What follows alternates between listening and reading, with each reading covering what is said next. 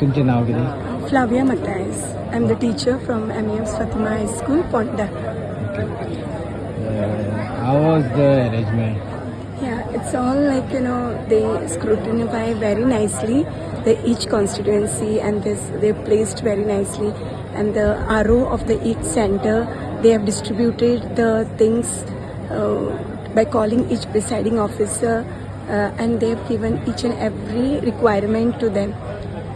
Even like if there's a last moment any need or queries, they have solved it very nicely, clearly. Yeah, they have taken a very much from yesterday. I've gone for a ballot also. I've seen them managing in the Ponda video. They are packing the bags and all, keeping all the things ready to get to the distribution center. So I think so they have done till I think so night 12 they were there to get the things over here and to give all the people for the each and every polling center the requirements. Okay. Yeah. Thank you.